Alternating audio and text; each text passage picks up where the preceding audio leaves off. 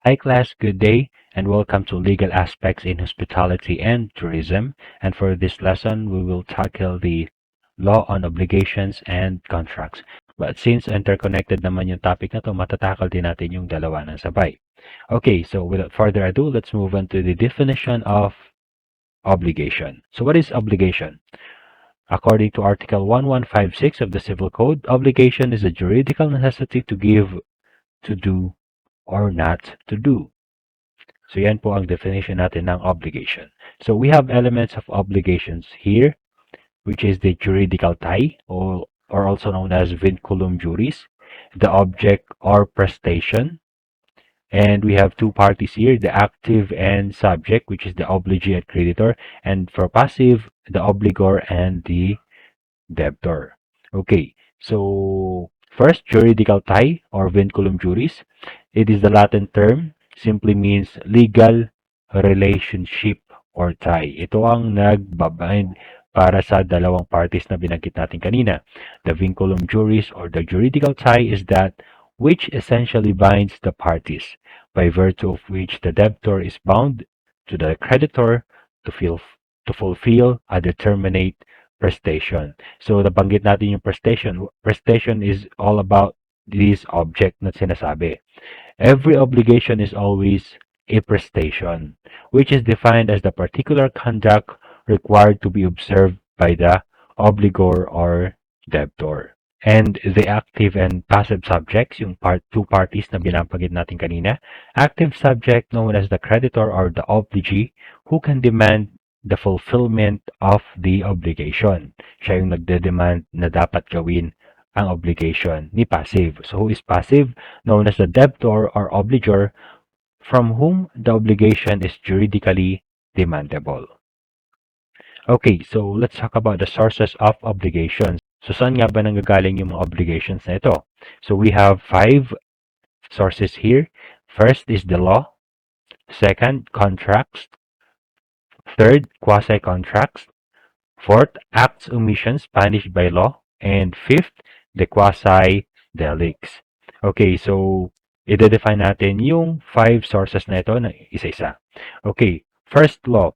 Obligations derived from law are not presumed. Only those expressly determined in this code or in special laws are demandable and shall be regulated by the precepts of the law which establishes them, and as to what has not been foreseen by the provisions of this book. So actually, yung binabanggit dito is Article 1158 of the Civil Code. So, ano nga ba yung mga obligations na ginagawa natin na prescribed by law? Simple lang. For example is tax. Inoobliga tayo na magbigay ng buwis para sa bansa natin. Okay, the second one is contracts. Obligations arising from contracts have the force of law between the contracting parties and should be complied with in good faith. And that is according to Article 1159 of the Civil Code. So actually, we have definitions of contract, but we can tackle it in the second part of this presentation. So doon na lang natin titignan ang tunay na definition ng contracts. So third, we have the quasi-contracts. So ano nga bang ibig sabihin ng quasi na ito? Obligations derived from quasi-contracts shall be subject to the provisions of Chapter 1, Title 17 of this book. Yung binabanggit dito is the Article 1160, the Civil Code. Okay, originally under the Spanish Civil Code, there were only 2 kinds of quasi-contracts, what they call the negotiorum gestio and solution DBT. But actually, there's a lot of kinds of quasi-contracts, pero itong dalawang to ang pinaka-common na since nabanggit din ito sa Spanish Civil Code. So para maintindihan natin mamaya kung anong ibig sabihin ng quasi-contracts, magbibigay ako mamaya ng cases and examples kung ano nga ba ang concept na ito. Okay, now let's move on to acts or omissions punished by law. Civil obligations arising from criminal offenses shall be governed by the penal laws subject to the provisions of Article 2177 and of the pertinent provisions of Chapter 2, Preliminary Title on Human Relations, and of Title 18 of this book regulating damages. Okay, and quasi-delicts, the last one. So quasi-delicts, obligations derived from quasi-delicts shall be governed by the provision of Chapter 2, Title 17 of this book and by special laws Article 1162 of the Civil Code. Okay, gaya ng binanggit ko kanina, we have two kinds of quasi-contracts, the negosiorum gestio and solution DBT. So, itong example na bibigay ko muna. So, let's define first what is negosiorum gestio. It refers to the juridical relation which arises when a person voluntarily takes charge of the agency or management of the business or property of another without any power from the latter. So, yung binabanggit dito kanina is yung may-ari nung business and yung business na walang power, yung gestor, okay? Yung nag-manage ng business. As a consequence of which, he is obliged to continue the same until the termination of the affair and its incidents, or to require the person concerned to substitute him if the owner is in the position to do so. Okay, so mahirap magintindihan ang negosyorum gestio. So, isa-isahin mo natin yung definition na ito into its requisites. So, first, the gestor must voluntarily assume the agency. So, we have this person involved, the gestor, who voluntarily assume the agency or yung business na tinutukoy or one's property. Second one is the business or property must be either neglected or abandoned. So itong gestor na to, kinuha yung business since the business was neglected or abandoned by the owner. Kaya siya nagboluntaryo na mag-manage dun sa sinasabing business or kung ano man yon. Third, the agency or management must not be authorized by the owner either expressly or implied. Walang kaalam-alam yung nag-abandona ng business na meron palang kumuha ng business. And the fourth is the assumption of the agency or management must be in good faith. So itong gestor na ito na binabanggit dito kanina, dapat kinuha niya yung business in good faith at gusto niyang palaguin at hindi para sa self-interest lang niya. Okay. Para matawag itong negosyorum gestio. Okay, so we have examples here. In fear of reprisals from lawless elements besieging his barangay, X abandoned his fish pond, fled to Manila, and left for Europe. Seeing that the fish in the fish pond were ready for harvest, Y, who is in the business managing fish ponds on a commission basis, took possession of the property, harvested the fish, and sold the entire harvest to Zay. Okay, so malinaw yan. Merong may-ani ng fish pond, lumipad, pumuntang Europe, and si Y, he took this business voluntarily, and since pwede nang i-harvest yung isda, binenta ito kay Zay. Thereafter, Y borrowed money from W and used the money to buy new supplies of fish fry and to prepare the fish pond for the next crop. Okay. So, nag-loan pa si Y para mapaganda lalo yung business. Okay. So, we have 3 questions here. And sasagutin din natin yun mamaya after kung basahin ito. What is the juridical relation between X and Y during X absence? Okay? Anong tawag? Anong juridical relation nila? Second question, upon the return of X to barangay, what are the obligations of Y to X as regards to contract to Z? And third, upon X return, what are the obligations of X as regards to Y's contract with W? Ito yung si Y nag-loan kay Mr. W. Okay. So, first question, ano nga ba ang juridical relation nila? Anong tawag doon? Dito na papasok yung tinatawag natin na negosyorum gestio. Y is the gestor or officious manager and X is the owner. Okay, for second question, upon the return of X to barangay, what are the obligations of Y to X as regards the contract to Z?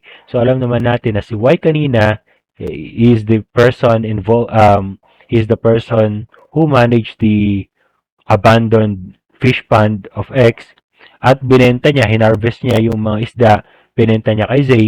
Ano naman ngayon ang obligation ni Y kay X? So Y must render an account of his operations and deliver to X the price for the sale of the harvested fish. So si Y, since siya yung nag-harvest, dapat i-deliver niya, ipapakita niya kay X na siya naman talaga nagmamayari dun sa fish pond na ganito ang kinita niya sa pag-harvest ng mga isda. Okay, upon X return, what are the obligations of X as regards to Y's contract with W? Okay, so nabanggit kanina na nag-loan si Y kay W. So the obligation of X must pay the loan obtained by Y from W. So kung titignan natin, hindi naman otorisado ang pagkuha ni Y dun sa fish pond. Pero we can say that Y's loan to W was in good faith. Kasi ginawa niya lang yon para mapaganda yung fish pond, para lumago pa yung fish pond na kung tutusin, wala nang kikitain si X noon kung pinabayaan yung fish pond niya. So, X must answer for obligations contracted with third persons in the interest of the owner. So, involved si X dun sa loan na ginawa ni Y. Okay, for the second concept, we have solutio in DBT. What is meant by this concept? It refers to the juridical relation which arises whenever a person unduly delivers a thing through mistake to another who has no right to demand it. Okay, so madaling intindihin itong solutio in DBT kumpara sa negosyorum gestio. So, what are the requisites of this concept?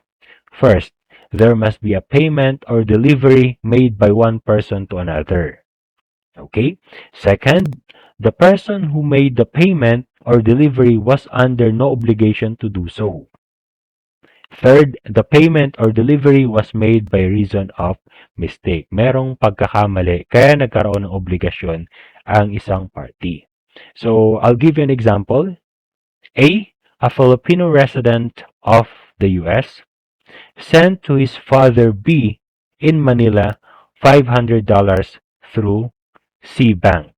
So meron tayong tatlong parties na involved dito. A, na isang Filipino resident ng US, nag-send ng pera kay B sa Manila ng $500 sa gamit yung Bank C, which had a branch in Manila.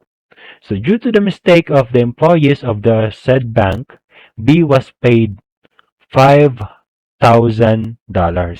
So instead of $500 lang, 5,000 na doble yung nadagdagan ng zero. Upon delivery of the mistake, the bank demanded from B the return of the $4,500. So nalaman ng bank na nasobrahan pala yung pag-deliver dun sa pera kay B, nag-request ang bank ngayon na ibalik naman sana yung 4,500 since $500 lang dapat ang marireceive ni V. So, B refused and the bank sued him. Is the bank entitled to recover from B? Okay, so that's the question. Tumanggi si B na ibigay yung remaining balance. Kumbaga siguro ang paniniwala niya, wala naman akong kasalanan dito. Kinuha ko lang kung ano ang binigay ng anak ko. So, feeling niya yun yung entitled siya dun sa pera. Is the bank entitled to recover from B? So, the answer would be yes. The bank is entitled to recover the 4,500 from B. So, we have in this case an example of a quasi-contract of solutio in DBT. So, itong case na nabanggit ko, ito ang perfect example ng solutio in DBT, which arises whenever a person unduly delivers a thing through mistake to another who has no right to demand it. So, kakatandaan lang na yung topic natin ngayon is obligations and contracts. So, particularly on obligations, nagkaroon ng obligasyon si B na ibalik yung 4,500 since hindi naman talaga yon para sa kanya. Okay, for quasi-delicts naman, para maintindihan natin yung delicts na to, delicto, okay? I'll give you an example. So, Tony bought a Ford Expedition from a car dealer in Muntinlupa City. As payment, Tony issued a check drawn against his current account with Premium Bank. Okay? So, meron daw isang car company, kinuha niya yung isang Ford Expedition sa isang car dealer, and yung pinambayad niya yung cheque niya na nasa Premium Bank. Since he has a good reputation, The car dealer allowed him to immediately drive home the vehicle merely on his assurance that his check is sufficiently funded. When the car dealer deposited the check, it was dishonored on the ground of account closed. After an investigation, it was found that an employee of the bank misplaced Tony's account ledger. Thus, the bank erroneously assumed that his account no longer exists. Later, it turned out that Tony's account has more than sufficient funds to cover the check. The dealer, however, immediately filed an action for recovery of possession of the vehicle against Tony, for which he was terribly humiliated and embarrassed. Does Tony have a cause of action against Premium Bank? So, ang tanong dito, since kinuha nga yung car na kinuha ni Tony dun sa car dealer, kasi ang paniniwala ng car dealer is close account na yung binigay niyang cheque, inireklamo ngayon ni Tony na yung nagkamali talaga dito is yung Premium Bank. So the question is, meron bang cause of action? May reason ba talaga yung pagreklamo ni Tony sa Premium Bank? So the answer would be yes. Tony may file an action against Premium Bank for damages under Article 2176 of Civil Code, even if there exists a contractual relationship between Tony and Premium Bank. An action for quasi-delict may prosper. So itong tinatawag natin na quasi-delict. Since nagkaroon ng pagkakamali yung bank, meron siyang pananagutan ngayon kay Tony na napahiya dahil kinuha ang kotse sa kanya na meron naman talagang laman dapat yung account niya. Due to the negligence or mistake of the employee, nagsuffer tuloy siya sa pagkakamali na yon. The Supreme Court has consistently ruled that the act that breaks the contract may also be a tort. There is a fiduciary relationship between the bank and the depositor, imposing utmost diligence in managing the accounts of the depositor. The dishonor of the check adversely affected the credit standing of Tony. He is entitled to damages. Okay, next. What are the different acts or omissions of the obligor or debtor which will result in the breach of the obligation for which can be held liable for damages? So we have four answers here. Default or mora. Second, fraud or dolo. Third, negligence or culpa. And contravention of the tenor of the obligation. So, yung number 4, madali lang intindihin. Okay? Contravention of the tenor of the obligation. Pero ito tatlo, we have definitions here. Okay? So, first, the default or mora. It signifies the idea of delay in the fulfillment of an obligation. In other words, it is the non-fulfillment of an obligation with respect to time. So, it's a delay. So, ito tinatawag natin default or mora. Second is the fraud or dolo. It consists in the conscious and intentional proposition to evade the normal fulfillment of an obligation. So, dan ang tinatawag natin na fraud. And then third is the negligence or culpa. The fault or negligence of the obligor consists in the omission of that diligence which is required by the nature of the obligation and corresponds with the circumstances of the persons, of the time, and the place. Okay, so I will introduce two doctrines here na magagamit natin sa topic natin. The doctrine of last clear chance and the res ipsa loquitur, or the thing speaks for itself. So first, doctrine of last clear chance, nagagamit ito mostly dun sa road driving. It is also known as doctrine of discovered peril or the humanitarian doctrine. So sa discussion natin, magbibigay ako ng example dito sa isang road, let's say road accident, where both parties are negligent in such a way that it would be impossible to determine whose negligence was the proximate cause of the accident. The party who had the last clear chance, so that is the essence of this doctrine. The party who had the last clear chance or opportunity to avoid the accident by the use of proper care but failed to do so is considered in law solely responsible for the consequences of the accident. Kung sino ang may huling tsansa na baguhin sana yung pagkakataon at hindi magkaroon ng aksidente ay siya ang maging liable dun sa mangyaring aksidente. Okay, next is the doctrine of res ipsa loquitur, or the thing speaks for itself, where a thing is shown to be under the management of the defendant or of his servants, and the accident is such as is in the ordinary course of events does not happen. If those who have the management had used proper care, it affords reasonable evidence, in the absence of explanation by the defendant, that the accident arose from want of care. So magbibigay na lang ako ng example sa discussion natin with regards to this res ipsa loquitur. So madali lang ang example na ito. Now let's move on to kinds of obligations. First, pure, conditional, and with a term period. Second, alternative and facultative. Third, joint and solidary. And fourth, divisible and indivisible. So class, actually yung topic natin na obligations and contracts, meron lang tayong allotted time dito na 6 hours. So 2 weeks natin i-discuss ito. So kulang talaga tayo sa time para elaborate yung mga concepts ng obligation contract. Since sa law school nga, pinag-aaralan ito ng 1 semester. Okay? So hindi na natin ma-define kung anong mga yan, but you have already the idea na itong nabanggit ko ay kinds of obligations. Now let's move on to the modes of extinguishing obligations. So, paano ba para matapos na ang obligation na yan? So, we have 6 answers here and mamaya i-define natin ito isa-isa. First, payment or performance. Second, loss of the thing due. Third, condonation or remission of the debt. Fourth, confusion or merger of the rights of the creditor and the debtor.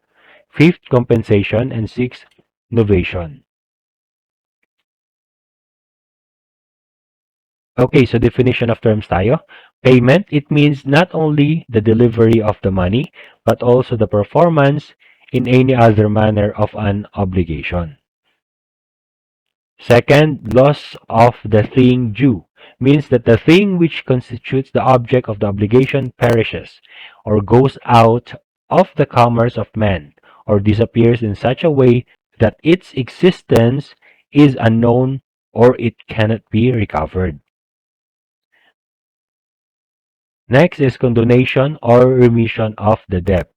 It is an act of liberality by virtue of which the obligee, without receiving any price or equivalent, renounces the enforcement of the obligation, as a result of which it is extinguished in its entirety or in that part or aspect of the same to which the remission refers. So, kung sa Tagalog term, ang condonation is like pagpapatawad. Okay? Kaya natapos na yung obligation. Okay, next is confusion or merger. It may be defined as the merger of the characteristics of the creditor and the debtor in the same person, by virtue of which the obligation is extinguished. Next is compensation. It is a mode of extinguishing in their concurrent amount those obligations of persons who in their own right are creditors and debtors of each other. And the last one is novation. It is the substitution or change of an obligation by another, resulting in its extinguishment or modification, either by changing its object or principal conditions, or by substituting another in place of the debtor, or by subrogating a third person in the rights of the creditor. Okay, so that would be our first part of obligations and contracts. So sa second part naman, let's talk about the contracts. Thank you.